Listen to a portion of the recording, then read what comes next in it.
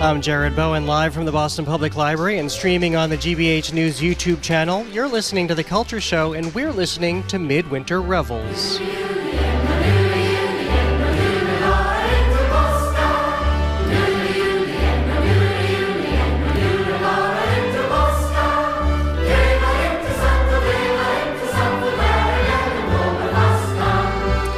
Midwinter Revels is a cherished holiday tradition. Each year it gathers stories and songs that illuminate cultures, mark the turning of the season, and remind us that winter has always been a time for imagination.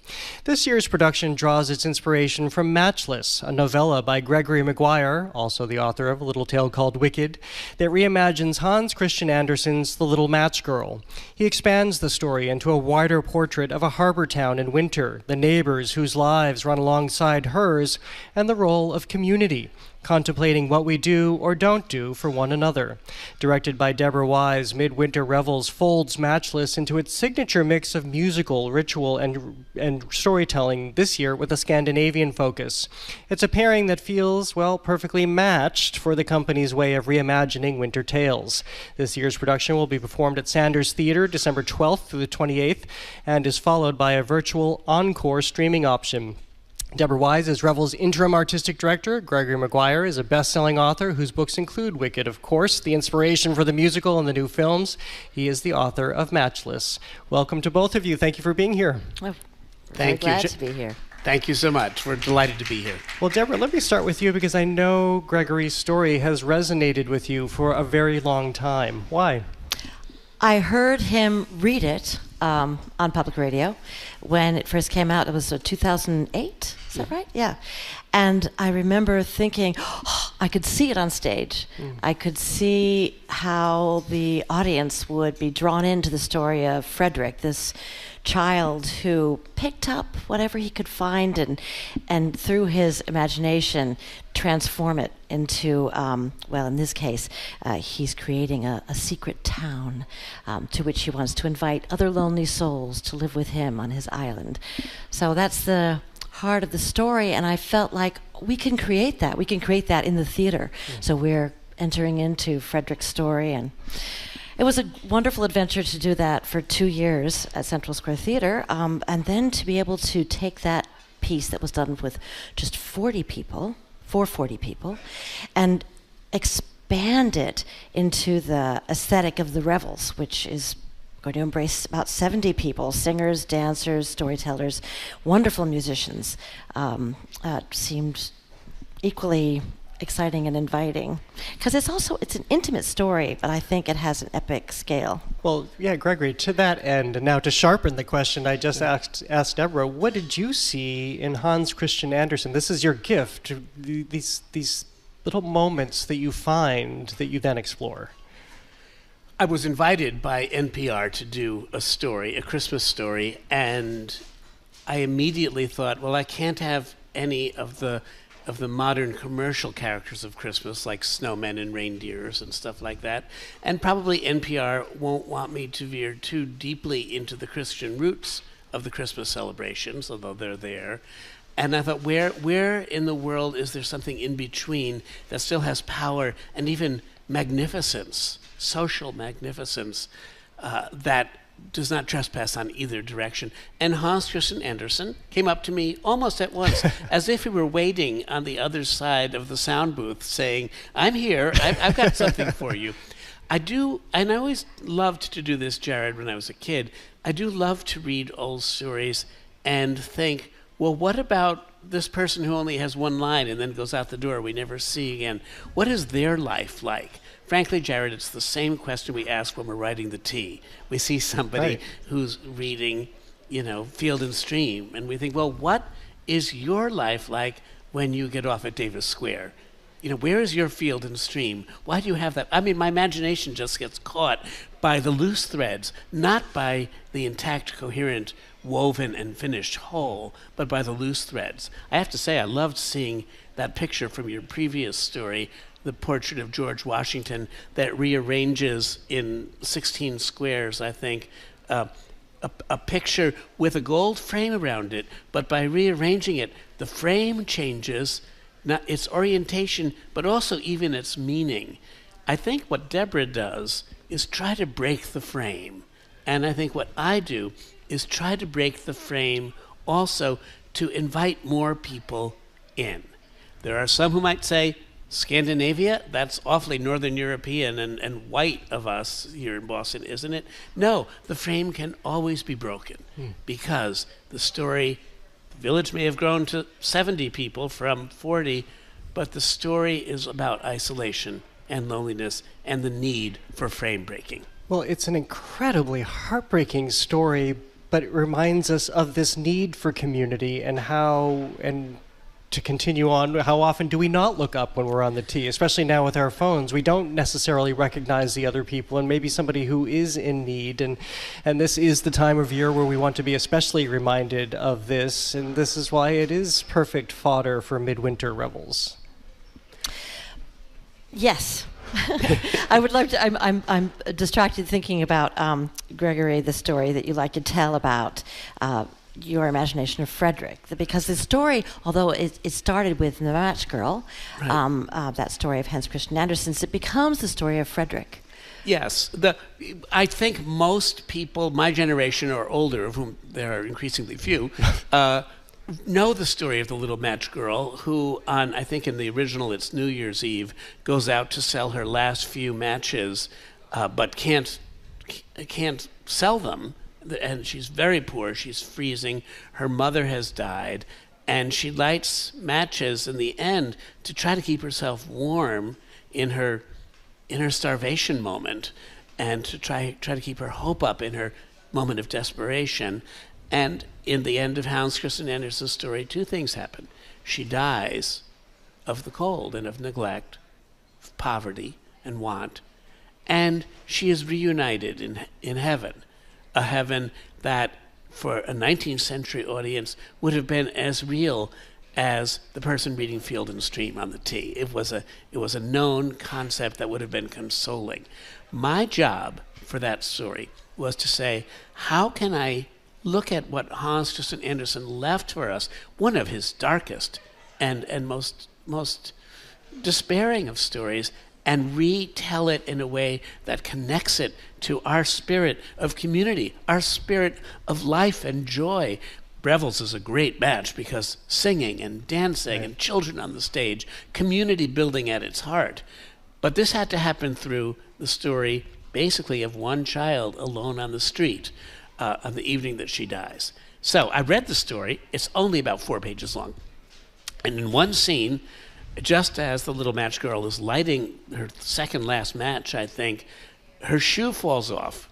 And before she can reclaim it, a little boy darts out of the shadows and picks it up and says, "This will make a great boat for my babies," and runs away with it. So she's now has a bare foot in the cold and the ice and snow. Well, that's all well and good, but that's where Hans Christian Andersen left her and left the boy. What boy is going around at 10 o'clock at night looking for a boat for his babies in the lost shoes of starving children? It kind of doesn't compute. So I thought, who could that boy be? Why would he be out so late and alone?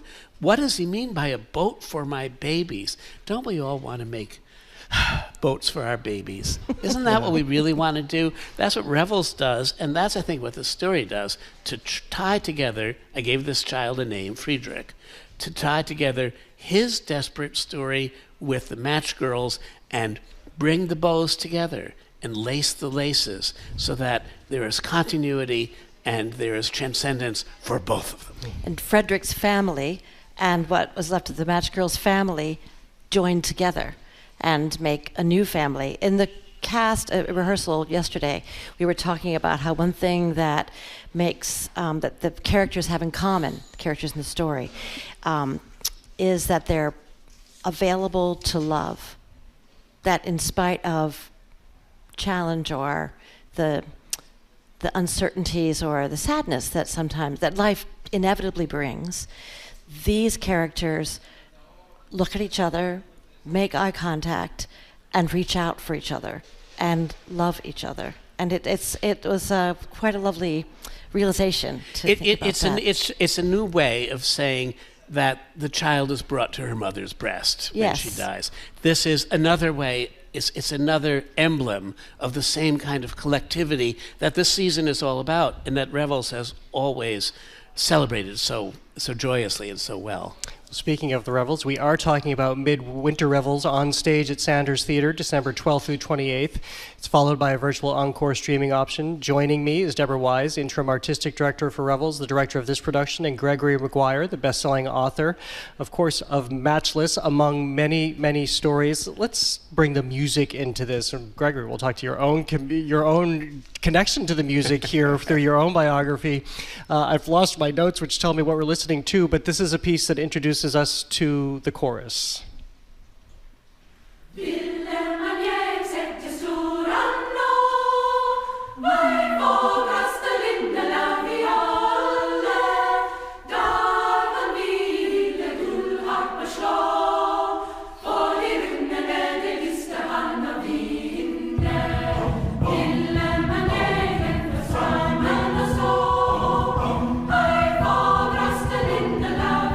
This is Friedrich's theme. How do you bring music into how do you weave the music into this, and how do you see its role in the show? One of the aspects of the story that make that easy is that Friedrich has such an active imagination. So Willeman, which is a very old story about two lovers are on their way to be wed, and she falls into the river. She's almost claimed by the river troll, but the beauty of the music made by her lover save her. And so that is an epic story, right? And we have this sort of marching rhythm. It's very easy to imagine Friedrich on his way to the city, feeling like he's inside that story. So I think there's that, moving into the imagination of our hero. Also the fact that there's this community of people who look out after him. There's this odd child who lives a little bit on the outside of things, but he loves to collect things, so we have these things for him, right? So when he goes into the city, he's greeted by this huge community that's celebrating Christmas, and so he witnesses them dancing and singing. And so that expansion from what's intimate and private to this community is actually very much what Revels is about. I can see a little boy marching along the key. Well, Gregory, people, now they're hearing you, but yeah, they may know you're writing, but music is very core to who you've been as well, including with the Revels. Yes, actually, when I moved to the Boston area 47 years ago, I moved in September, and by November I was practicing for the first Revels that I was in that first year because I'd been told about it. And I was a fan ever since. What I like to think about Debra is to, I suddenly see a three-level symbology, if you will, as if there are three acetate pages that can be overlaid one upon the other, and they are about the story of the little match girl itself, where that boy, in Hans Andersen's language, says, "This will make a boat for my babies." He's clearly making something. He made something. Hans Andersen made something. I read that story, and I made something, not just of Hans Andersen's story, but I made the boy be a creator, be an inventor the way Hans Andersen did. And now at Revels, it's not 3 pages of acetate, it's 5. Debra is making a story to fold it in yet again. Maybe it's a little bit like, bread dough, where you just keep folding it and kneading it, and it gets larger and larger and smells more and more magnificent. Well, I wanted to go back to that original story. What was Andersen doing here when you're aware of his own biography, which was really, I don't know where this chime is coming from, I apologize for that, but for Andersen's story, what is he telling? Because his was a very difficult childhood, very in impoverished circumstances. What is he sharing? I have not read a lot of Andersen in a while, but at one point in my life I had read everything he wrote for children, and he wrote other things as well.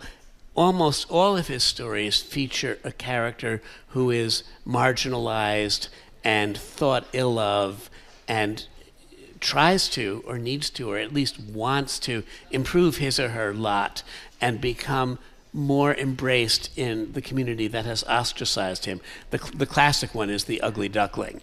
The ugly duckling is scorned by his beautiful brothers and sisters until he grows up to be more beautiful than the rest of them. Well, that was Hans Christian Andersen's professional ambition, to grow up and be more praised, more lauded. He would never be more beautiful because he was not a comely man. But he was certainly made for himself the place in the world that he needed to have in order to feel justified. I think we always talk about marginalized people, but I've come around to thinking we're all marginalized. We just have to tick the box, on the 30-page document to pick out in which way are you the most marginalized. We can all find about 15 things we could check, first time through. So I think that Matchless is about somebody who is right on the fringe, but still deserves salvation, however it comes. And that's also Friedrich. And Debra has found a way to make the two stories refer to each other, lift each other up. And if you think The Little Match Girl's a sad story, well, come to Revels, because you will find something different. It's a joyous story in the way that it is unpacked for you here.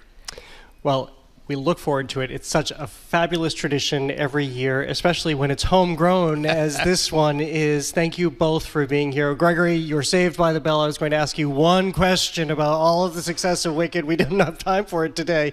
We'll talk about that some other time. But congratulations on all of thank you, Jared. Always great to see you. Thank you, everybody. Thank you, Debra. Thank you. Midwinter Revels is on stage at Sanders Theater December 12th through the 28th. It will be followed by a virtual encore streaming option. To learn more, go to revels.org. Debra Wise is interim artistic director for Revels. Gregory Maguire is bestselling author whose books, Wicked, of course, are the inspiration for the musical and the new films, and he is the author of Matchless.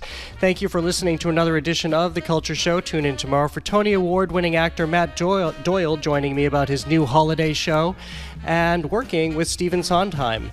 I'm Jared Bowen. Have a great day. The Culture Show is made possible in part by a generous contribution from the Fiducia Fund, proud to support this station's arts and culture programming.